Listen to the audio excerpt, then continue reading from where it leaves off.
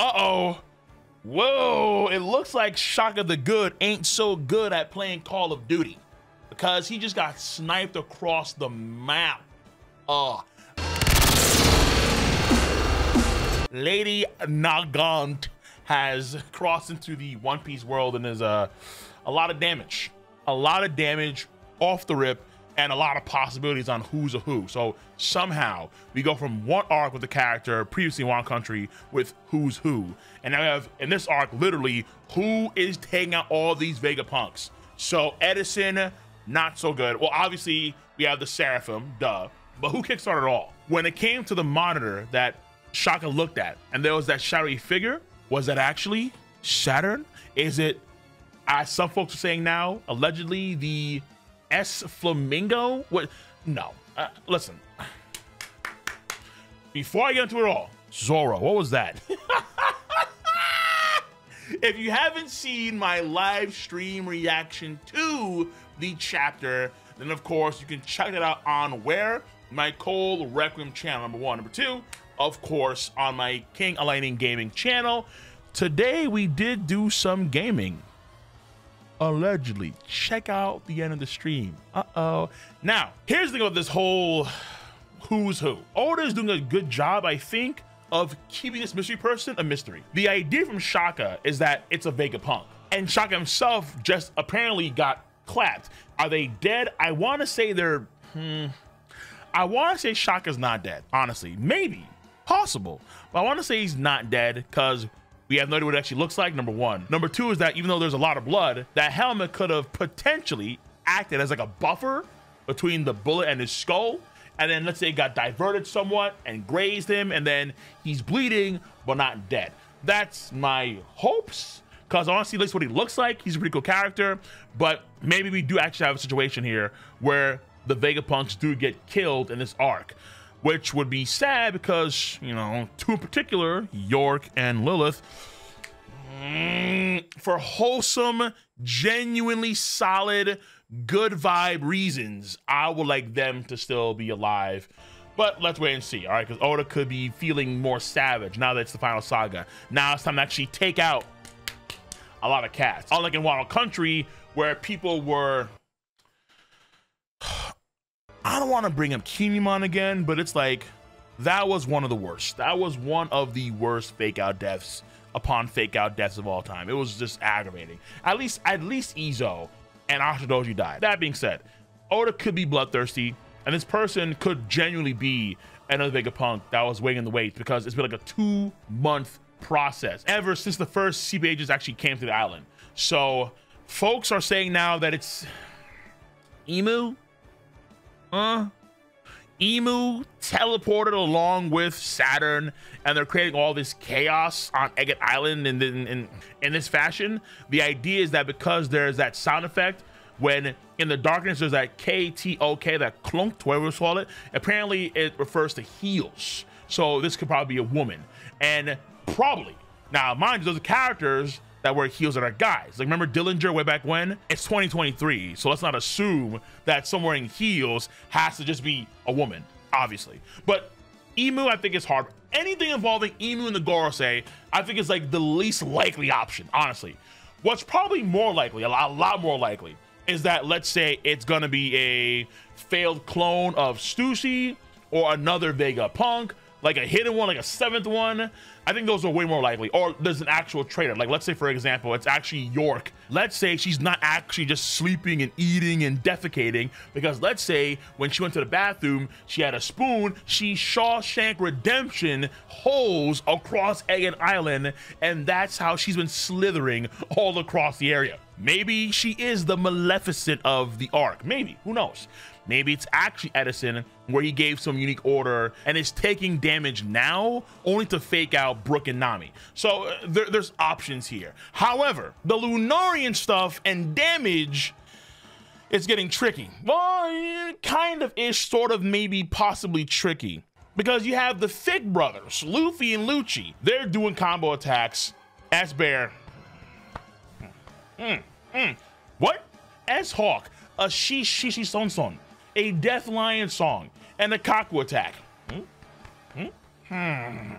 What? crazy stuff. What's even crazier? Zoro's IQ plummet. Wow. When Zoro figured out what the deal was with King of Wildfire, okay. We remembered, Zoro can at times be relatively intelligent. But his IQ can drop sub 60 because, oh my goodness, what do you mean, Zoro? Especially you with your attention to detail with skin color. Oh, now maybe this is some progress with, let's say, working with Kaku. Kaku is an African animal, and he's seen that this African animal individual can provide some meaningful support. So this could actually be low-key some good character development for Zoro. Hey, that's number one. Number two, even Luffy. What? That's something shocking. Even Luffy is looking at Zoro like there's no way. So Zoro's IQ unironically, temporarily drop below Luffy. That is some honest to God scary business, because now we're talking about like subhuman subhuman IQs. That's toxic. But what's extra toxic, of course, is the Lunarian and the Kaido and the durability, and the cats are, I can see it now, running for the hills. Here's the thing. As far as we can understand with the whole Lunarian durability thing, it is unique in some respects here, because they can adapt to any environment. Zoro was not giving King of Wildfire really any meaningful damage when his flame was on, which is why so many cats to this day make the argument that King of Wildfire is stronger than Zoro. I'm not saying that I buy that, but when I did my top 30 strongest characters of 2022 stream at the beginning of this year over here, check it out, a lot of folks did still have King the Wildfire over Zoro. It is a testament to the durability of the Lunarians, for damn sure. There's still a long way to go to prove that's like Kaido level and beyond, particularly when it comes to Lunarians, since their whole scheme is very new to the story. But even though they're strong now, they're just kids. So they are going to slip up. And Nami, oh my God, he's a child. Sanji doesn't give a damn. If he had a kingdom, there's rules to his kingdom. And Nami is the highest figure in his kingdom. He is a simp. But in One Piece, being a simp is a net positive, not a net negative. Sanji's track record speaks for itself. And the way Sanji pulled on up was savage. Oh, you know, when he had that shade out face, you absolutely know that Sanji at the end of that section, when his eyebrows turn back to that 6, oh yeah, that's gonna be on a thumbnail or 2 or 3 or 4 potentially. But also when he did kick the S shark, I noticed that. I'm like, this looks familiar. I've never seen Sanji do that, like a drop kick in that same way. And I'm like, this is familiar. I've seen this before, but where? It's Ivankov, yo. It's Eva Chan. So we know that Sanji does have a spectrum attack, the Polu Afri spectrum, is that how you call it? I do not speak French. Parlez-vous français? No, no, mon chéri. No, I do not. So I butchered that, obviously. The fact that he has another one, like this kind of drop kick that Ivankov does against Kuma way back when, during Marineford, Sanji's doing like the same.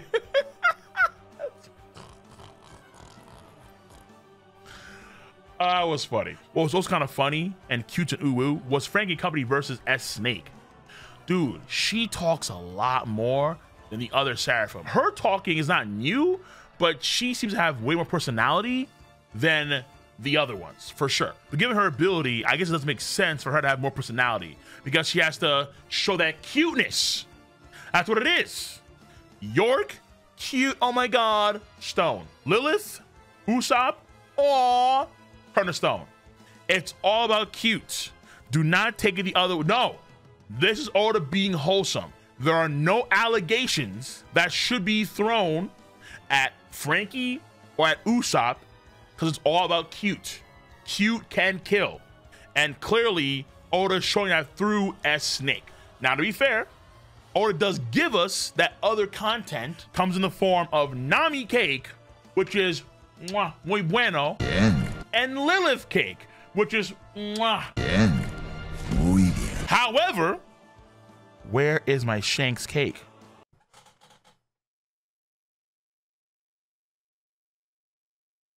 Where? We see in the last chapter, it's magnificent. There's no break next week, which is great, because I really want to see something. Like Oda, you have Dory and Brody, Oimo and Kashi, Shanks' fleet, confidence, all hell, kid, drop the rubbings in peace. And Oda wrong for that. He's wrong for that. He's wrong. That is the biggest blow to the gut. Not seeing the red hair wonder. But everything else, oh yeah. Oh yeah. I'm locked in. Oda has my attention. Most def.